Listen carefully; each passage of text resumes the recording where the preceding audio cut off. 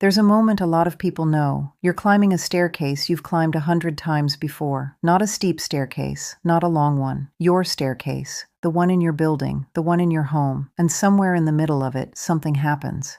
You stop. Not because you fell, not because you tripped. You stop because you needed to. And in that moment, as your hand finds the railing and your breathing takes longer than it should to settle, a thought arrives. Quiet, fast, unmistakable. This wasn't like this before. Her name is Carol. She's 64 years old. She spent 30 years as a middle school teacher, on her feet every single day, managing classrooms full of 12-year-olds who never ran out of energy. She raised 3 kids in a 2-story house. She walked everywhere. She never thought of herself as someone with limitations. She still doesn't. But last spring, on an ordinary Tuesday afternoon, Carol stopped halfway up her own staircase. She stood there for a moment longer than she needed to, her hand on the railing, her breath not quite where she expected it to be, and the thought came, not loud, not dramatic, just quiet and clear and impossible to ignore. If it's like this now, what does this look like in 5 years? My name is Dr. Sarah Mitchell. I'm a physician. I've spent 24 years working with people over 50, people who arrived at my clinic afraid and left capable of things they had stopped believing were still possible for them. But I didn't create this channel because of my patients. I created it because of my mother. Her name was Margaret. She was one of the most alive people I have ever known. And at 71, she started avoiding stairs. Then long walks, then trips she had always wanted to take. She told everyone it was age. I knew better. I knew it wasn't age. But I was her daughter before I was a physician. And by the time I understood what was really happening, her world had already gotten very small. Margaret passed away at 76, not from illness, but having spent her last 5 years in a life that kept shrinking. I couldn't save those 5 years, but I believe, with everything I know, and everything I've seen, that I can help you protect yours. That's why this channel exists.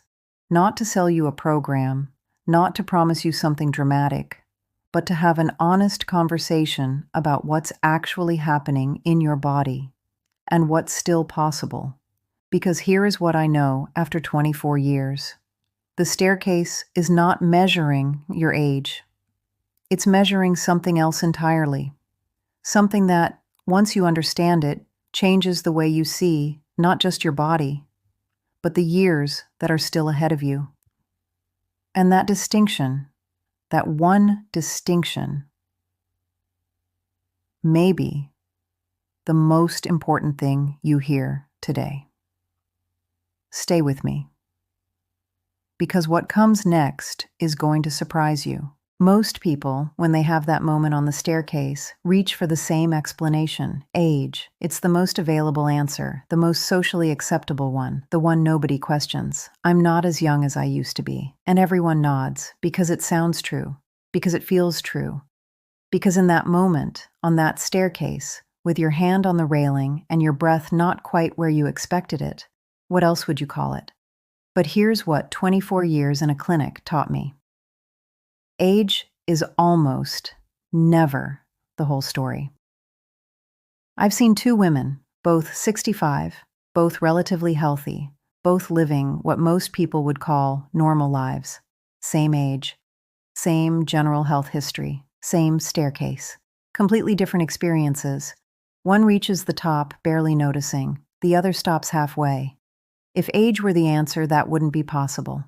But it happens. I've seen it more times than I can count. So if it's not age, what is the staircase actually measuring?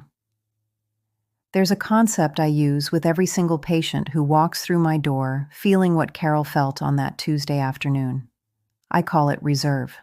Not strength, not fitness, not the ability to run a mile or lift a weight. Reserve.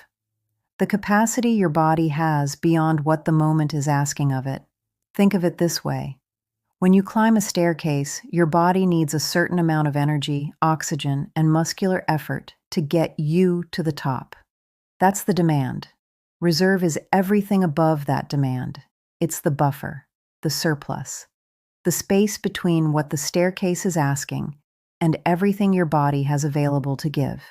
When reserve is high, you climb the staircase and keep talking. You reach the top and your breathing settles in seconds. You don't think about it at all. When reserve is low, the staircase becomes a negotiation. Your body is giving almost everything it has just to meet the demand. There's nothing left over. And that's when your hand finds the railing. That's when the thought comes. Here's what most people miss. Reserve doesn't disappear because of a single dramatic event. There's no morning you wake up and it's gone. It leaves gradually, quietly, in increments so small that by the time you notice, you've already been losing it for years. The body is extraordinarily good at compensating, at finding workarounds, at making the adjustment feel normal. So normal that you stop noticing the adjustments entirely. You take the elevator more often, you park closer, you let someone else carry the heavier bag. None of these feel like decisions, they feel like common sense. And meanwhile, quietly, without a single dramatic moment, the reserve keeps shrinking. Until a Tuesday afternoon. Until a staircase. Until a thought that arrives quiet and clear and impossible to ignore. But here is the thing about reserve that changes everything. The thing I wish someone had told my mother before her world started getting smaller. Reserve is not fixed. It is not assigned to you at birth and slowly taken away. It responds. It adapts. It rebuilds. Because the body doesn't work like a calendar. It works like a conversation, and that conversation between you and your body is still happening. Right now. Even now. The question is what you're saying back.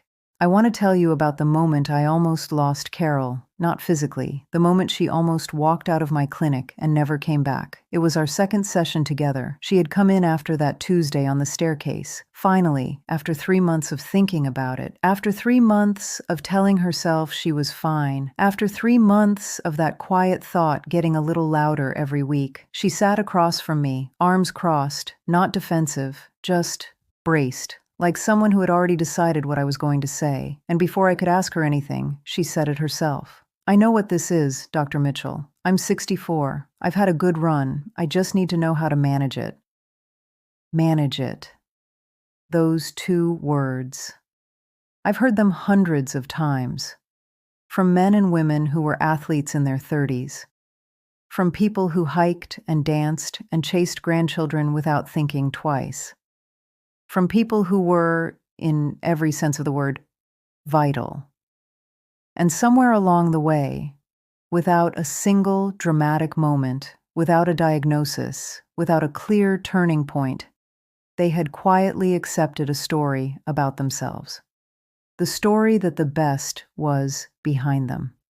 That the body they had was the body they were stuck with.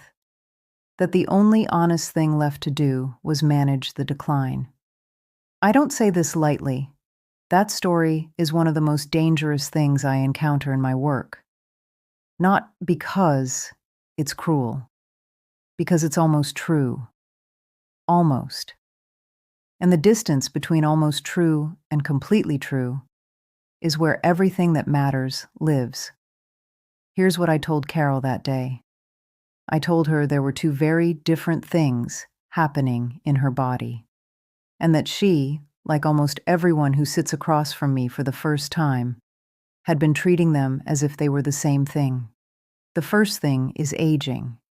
Real, biological, inevitable aging. The gradual changes in cellular function, hormonal balance, recovery time. The things that happen to every human body that has been alive long enough. These are real. I will never pretend otherwise. Aging is not a myth. It is not a mindset problem. It is biology. The second thing is deconditioning. And this is where everything changes. Deconditioning is what happens when the body receives the signal, consistently, over time, that less is being asked of it. So it prepares for less. It is not failure. It is not weakness. It is the body doing exactly what bodies are designed to do, adapting to the demands being placed on it. The problem is that most people, when they start moving less, for any reason, at any age, experience deconditioning and call it aging. They feel the reserve dropping, they feel the staircase getting harder, and they reach for the most available explanation. I'm getting older. And they're right. They are getting older. But that's not what's making the staircase hard. Carol looked at me for a long moment after I said that, and then she asked the question I was waiting for. So, which one is it for me? I told her the truth. Probably both, but the ratio matters enormously, and until we understand the ratio, you cannot make an informed decision about what comes next. She uncrossed her arms. That was the moment I knew she was staying. Because here's what changes when you understand the difference between aging and deconditioning. You stop making permanent decisions based on temporary conditions. You stop closing doors that are still open. You stop managing a decline that hasn't been properly diagnosed. And you start asking a completely different question, not, how do I manage this? But how much of this is actually mine to change? That question is the beginning of something. I've seen it happen enough times to know. It doesn't feel like hope at first. It feels like a crack in a wall you had already decided was solid. But cracks are enough. Cracks are where light gets in. And light, once it's in, has a way of changing everything you thought you could see clearly before. I need to tell you something that took me years to fully understand, something that the research has known for decades, something that should be taught in every doctor's office, every community center, every conversation between a parent and an adult child who is starting to notice things. But almost never is. Your body does not know how old you are. I want you to sit with that for a moment, because I know how it sounds. It sounds like something you'd read on a motivational poster. It sounds like the kind of thing someone says when they want to make you feel better without telling you anything real. It's not. It is one of the most well-documented facts in the physiology of human aging. And understanding it, truly understanding it, not just hearing it, changes everything. Here's what I mean. Your body is not running on a calendar. It is running on signals. Every single day, every single hour, your body is receiving information from the demands being placed on it, and it is responding to that information with extraordinary precision. When the demand is high, the body invests. It maintains muscle fiber. It preserves bone density. It keeps the cardiovascular system primed and ready. It holds onto the reserve. When the demand drops consistently over time, the body makes a different calculation. A completely logical one. We are not being asked for this anymore. Let's redirect those resources. And the reserve begins to shrink. Not because of age, because of signal. There is a study I think about often. Researchers looked at master athletes, men and women in their 70s and 80s who had maintained consistent physical activity throughout their lives. What they found in their muscle tissue was remarkable. Not the muscle tissue of people their age, the muscle tissue of people decades younger, same calendar age. Completely different biological reality, because the signal had never stopped. The body had never received the message that less was being asked of it, so it never prepared for less. Now, I am not telling you this to suggest that you need to become a master athlete. I am not telling you that the solution is extreme. I am telling you this because of what it reveals about the nature of the body you are living in. It is responsive. It is adaptive. It is, at this very moment, waiting for information. The question is not whether your body can respond. 24 years of clinical work and decades of research have answered that question. It can. The only question that actually matters, is what signal you are sending. Carol called me about 6 weeks into her program, not to report her progress, just to talk. She said something I've thought about many times since. She said, "Sarah, I've been thinking about this all wrong. I've been waiting for my body to tell me what it could do. I didn't realize I was supposed to be the one telling it." That shift, that single shift in understanding, from passenger to participant, From waiting to deciding, that is not a fitness concept. That is not an exercise philosophy. That is a fundamentally different relationship with the body you inhabit, and it is available to you, not someday, not after you reach some threshold of readiness, now. Because the conversation between you and your body is happening right now, whether you are aware of it or not, whether you are participating intentionally or not. The only difference is whether you are sending the signal on purpose. My mother never learned this, not because she wasn't intelligent, not because she didn't have access to the information, but because nobody ever sat across from her and said it clearly enough. Nobody ever told her that the world getting smaller was not inevitable, that it was, in significant part, a response to a signal she hadn't realized she was sending. I think about that, more than I probably should, but I also think about Carol, who came into my clinic with her arms crossed and her mind made up, who almost walked out, who sat across from me and said, "I just need to know how to manage it," and who, 6 weeks later, called me to say that she finally understood she was supposed to be part of the conversation. That's not a small thing. That's everything. I want to be honest with you about something, because I think you deserve honesty more than you deserve comfort, and because the people who sit across from me, the Carols, the Margarets, the men and women who finally made the appointment after months of thinking about it, they always tell me afterward that what helped them most wasn't the program. It was someone finally telling them the truth. So here it is. What I'm describing is not easy. Not because it requires extreme effort, not because the physical work is brutal or the commitment is overwhelming, but because the hardest part of all of this has nothing to do with your body. It has to do with a story, the story you've been telling yourself, quietly, consistently, for longer than you probably realize. Stories about what's possible at your age. Stories about what you watched happen to your parents. Stories built from 1,000 small moments. A staircase, a heavy bag, a walk that used to feel easy, that you filed away under the same explanation, getting older. Those stories are not nothing. They are not weakness. They are the completely natural result of being a human being who pays attention, who notices things, who connects dots. The problem is not that you built the story. The problem is that the story became the conclusion. And once something becomes a conclusion, you stop looking for evidence that contradicts it. You stop asking questions. You start managing. I've watched this happen to brilliant people, careful people, people who would never accept a conclusion in any other area of their life without demanding evidence, who would never let a doctor dismiss them without a second opinion, who would never make a major financial decision without understanding the full picture. But when it comes to their own body, their own capability, their own future, they accepted the story. Because it came from inside. Because it felt like self-awareness rather than assumption. Because it sounded like wisdom. Here's what I've learned. There is a version of acceptance that is genuinely wise. The acceptance of things that are truly fixed, truly unchangeable. The acceptance that allows you to stop fighting what cannot be changed and redirect your energy toward what can. That kind of acceptance is powerful.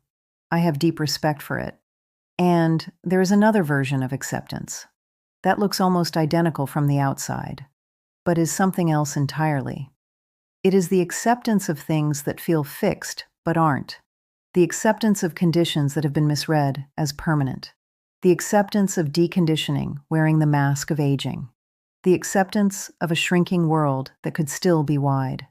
That kind of acceptance is not wisdom. It is a very quiet, very convincing form of giving up. And the tragedy, the part that kept me up at night when I was watching my mother, is that from the inside, the two feel exactly the same. So how do you know which one you're in? That's the right question. And the honest answer is, you probably can't know on your own. Not because you're not intelligent enough, but because the story is too close, too familiar, too much a part of how you've been making sense of the last few years. You need someone outside the story to look at the evidence with you. Someone who has seen enough people in enough similar moments to know the difference between what is fixed and what is responding, between what is aging and what is deconditioning, between what must be accepted and what can still be changed. That is what this channel is. Not a program, not a set of exercises, not a promise, a different perspective. From someone who has spent 24 years sitting across from people at exactly this moment. The moment between the staircase and the decision. The moment between the thought that arrived quiet and clear and what you do with it. Carol made a decision in that moment, not a dramatic one, not a declaration. She just uncrossed her arms and stayed, and that was enough, because staying, choosing to remain in the conversation instead of walking out with the conclusion already made, that is where everything begins. You're still here, which means you're already doing the same thing Carol did. You're staying in the conversation. And I want you to know that I don't take that lightly. I know what it costs to sit with a question instead of reaching for the comfortable answer. I know what it takes to hold the door open when everything in you wants to close it. So stay with me, because what comes next is where the conversation gets specific, where we move from understanding the problem to understanding what is actually possible for you, not in general, not for someone else, for you, for the body you are in right now, for the life you are still building. Let me tell you what actually happens in the body, not in abstract terms, not in the language of medical textbooks, in the language of what you feel on a Tuesday afternoon on a staircase, because understanding this, truly understanding it, not just accepting it as something a doctor said once, is the difference between someone who changes their trajectory and someone who doesn't. There are 3 things happening in your body right now that determine almost everything you feel when you climb those stairs. 3 things that are not fixed, 3 things that are listening. The first is muscle, not the size of it, the quality of it. Specifically, something called fast-twitch muscle fiber. Fast-twitch fibers are the ones responsible for power, speed, and reaction. They're the fibers that catch you when you stumble, that lift you from a low chair without thinking, that carry the heavy bag from the car to the kitchen in one trip. They are also the first fibers the body begins to reduce when the signal drops, when less is being asked consistently over time. This process has a name. It's called sarcopenia, and it begins earlier than most people realize, as early as your mid-30s, slowly at first, then faster if the signal stays low. But here's the part that matters. Fast-twitch fibers are extraordinarily responsive to the right kind of demand. The body does not abandon them willingly. It reduces them because it received a signal that they weren't needed. Change the signal, and the body changes its calculation. I've seen this in patients in their 60s, 70s, and 80s.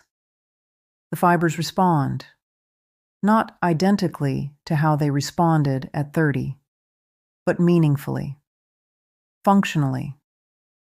Enough to change what the staircase feels like. Enough to change what the heavy bag feels like. Enough to change the quality of an ordinary Tuesday afternoon. The second is the cardiovascular system, specifically something called stroke volume, the amount of blood your heart pumps with each beat. When stroke volume is high, your heart moves more oxygen to your muscles with less effort. The staircase asks for oxygen. Your heart delivers it efficiently. You reach the top, and your breathing settles in seconds. When stroke volume drops, again, largely in response to sustained low demand, your heart has to beat faster to deliver the same amount of oxygen, more effort, less efficiency, more awareness of the staircase, more awareness of your own breathing, more time standing at the top with your hand on the railing. Again, this is not a fixed condition. The cardiovascular system is one of the most adaptive systems in the human body. It responds to demand with remarkable speed, faster, in many cases, than muscle. People sometimes feel cardiovascular changes within weeks of changing the signal, not months, weeks. The third is the nervous system, and this one surprises people most. because we don't think of the nervous system as something that deconditions, but it does. Specifically, the neural pathways responsible for balance, coordination, and proprioception, your body's awareness of where it is in space. These pathways are maintained by use, by the constant small challenges of moving through an unpredictable world, by surfaces that aren't perfectly flat, by movements that require adjustment, by the body being asked consistently to navigate rather than just travel.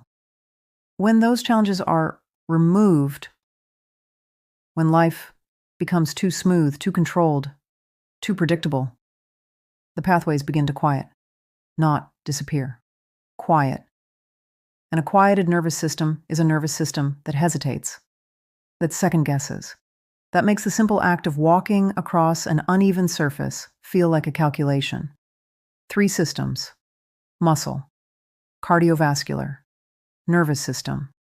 All 3 responsive, all 3 listening, all 3 capable of meaningful change at your age, at any age I have worked with. Now I want you to notice something. I have not said the word exercise once in this entire block.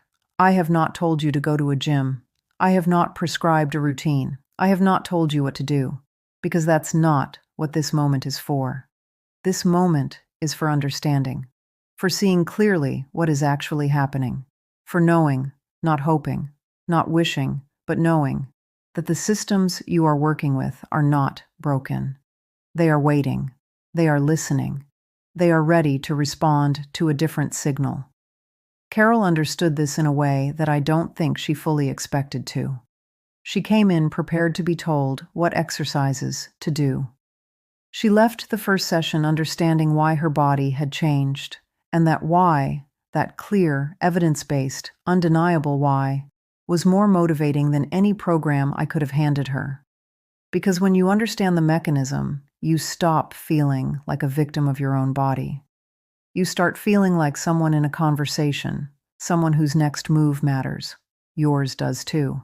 I want to talk about fear, not the dramatic kind, not the fear that announces itself, the quiet kind, the kind that doesn't feel like fear at all. It feels like caution. It feels like wisdom. It feels like finally being realistic after years of not paying close enough attention. I've seen this fear in almost every person who has ever sat across from me. And I've learned to recognize it not by what people say, but by what they stop saying. They stop talking about next summer. They stop making plans that extend more than a few months out. They start qualifying every future conversation with phrases that didn't used to be there. If I'm still able to, depending on how I'm feeling. We'll see. We'll see. 2 words that sound like flexibility. 2 words that are sometimes, not always, but sometimes, the sound of a door being quietly closed. My mother said, "We'll see," a lot in her last years. About the trip to the coast she had talked about for a decade, about visiting my brother in Colorado, about the garden she was going to plant when the weather got better. We'll see. The weather always got better. The garden never got planted. I am not telling you this to make you afraid. I am telling you this because I think you recognize it, not necessarily in yourself. Maybe in someone you love, maybe in a parent, maybe in a friend who used to make plans and now just responds to them. Maybe in a version of yourself that has been quietly emerging over the last few years. A version you've noticed but haven't quite named, because here's what fear does when it goes unrecognized. When it wears the mask of caution and realism and wisdom, it makes decisions for you, slowly, without your explicit consent. It narrows the frame of what you consider possible. Not dramatically, just slightly, and then slightly more, and then slightly more again. Until the frame is so small that you've stopped noticing it's a frame at all. You think you're seeing reality. You're seeing what fear decided to show you. I'm not asking you to be fearless. Fearless is not the goal. Fearless is not even honest. There are real things to navigate in this season of life. Real changes, real losses, real adjustments that require real courage and real grief and real time.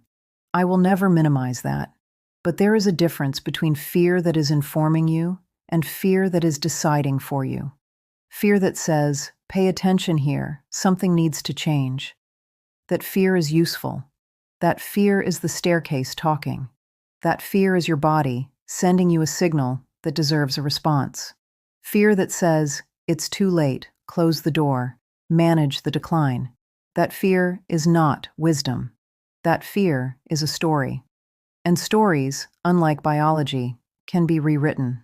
Carol told me something in one of our later sessions. She said that the hardest part of the whole process wasn't the physical work. It was giving herself permission to want more. She had spent so long being sensible, so long adjusting her expectations downward, so long telling herself that wanting more at 64 was somehow naive or greedy or setting herself up for disappointment. That the act of deciding to want more, to actually want more, felt almost transgressive. Like she was breaking a rule she hadn't realized she'd agreed to follow. I think about that a lot. The rules we agree to follow without realizing we've agreed to anything.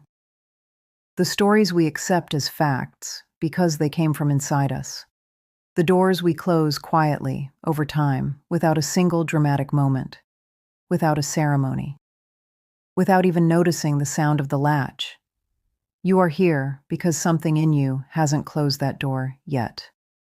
Or because something in you is wondering if a door you thought was closed might still open. Either way, I want you to know something. That wondering, that refusal to fully accept the conclusion, is not naivety. It is not denial. It is not the wishful thinking of someone who hasn't faced reality. It is the most accurate instinct you have. Because the door is not closed. The conversation is still happening. Your body is still listening. And what you do with the next chapter of that conversation is still meaningfully yours to decide. That's not a promise. That's not inspiration. That's physiology. And physiology, unlike fear, doesn't lie. Before I tell you what comes next, I want to say something that isn't about physiology. If you've stayed with me this far, through Carol and Margaret and the staircase and the 3 systems and the quiet fear that wears the mask of wisdom, then I think I know something about you. You're not someone who gives up easily. You're someone who wants to understand, who needs the real explanation, not the comfortable one, who is willing to sit with a difficult question if it means getting an honest answer. That's not common. And I don't take it for granted. So if you're still here with me at the end of this video, I'd love to invite you to subscribe to the channel and follow us here every day. Because this conversation, the one about what's actually possible, what's actually happening, what's actually still yours to change, this is a conversation I intend to keep having every single day with you. My mother never had this conversation, not because it wasn't available, but because nobody showed up consistently enough to keep having it with her. That's what I'm here to do. Now, let me tell you what Carol looks like today, 8 months after that Tuesday afternoon on her staircase. 8 months after she almost walked out of my clinic with her arms crossed and her mind made up. 8 months after she uncrossed her arms and decided to stay in the conversation. She climbs the stairs without thinking about it. Not heroically, not dramatically. She just climbs them. The way she used to, the way she had quietly stopped expecting she ever would again. But that's not the part I want you to hold on to. Last October, Carol called me. Not to report progress, not to ask a clinical question. She called to tell me that she had booked a trip. 2 weeks in Portugal.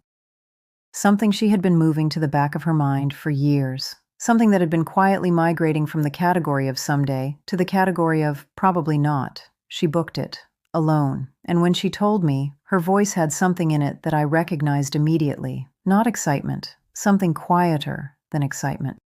Something that sounded like a woman who had gotten something back that she hadn't fully realized she'd lost. She didn't say anything profound. She just said, I almost didn't come in, you know. I almost just let it be. I know. I think about the people who almost let it be, who stood on the staircase and had the thought and filed it away under getting older and moved on, who never made the appointment, who never stayed in the conversation, who closed the door so quietly they never heard the latch. I think about my mother, and the trip to the coast, and the garden that never got planted, and the world that kept getting smaller while she kept saying, "We'll see." I think about what she would have said if someone had sat across from her at 71 and told her clearly, not kindly, not softly, but clearly, that what she was feeling was not the verdict, that it was a signal, that the conversation was still open, that the body she was in was still listening. I don't know what she would have said, but I think she would have uncrossed her arms. You're still here. Which means something in you already knows what I'm talking about. Something in you recognized the staircase, recognized the thought, recognized the quiet fear wearing the mask of wisdom. Something in you is not ready to let it be. Don't let it be. Not because of me, not because of Carol, not because of a program or a channel or anything I can offer you, but because somewhere in your life there is a trip that has been quietly moving to the back of your mind. A garden, a plan, a version of Tuesday afternoon that feels like yours again. That's worth staying in the conversation for. If this video reached something in you today, subscribe to the channel, not for me, so that this conversation finds you again tomorrow and the day after. Share it with 5 people you love, not because the algorithm needs it, because somewhere in your life there is someone standing on a staircase right now, someone having that thought, someone who needs to hear that it is not the verdict. 5 people. You already know who they are. And leave me a comment. Not great video, though I'll take it. Tell me about your staircase. Tell me about the moment you recognized. Tell me what you're not ready to let be. Or tell me what you want to understand next. What question has been sitting with you that nobody has answered honestly yet? I read every single one. Because this channel is not a broadcast. It is a conversation. And conversations require 2 people. I'll be here tomorrow. I hope you will be too.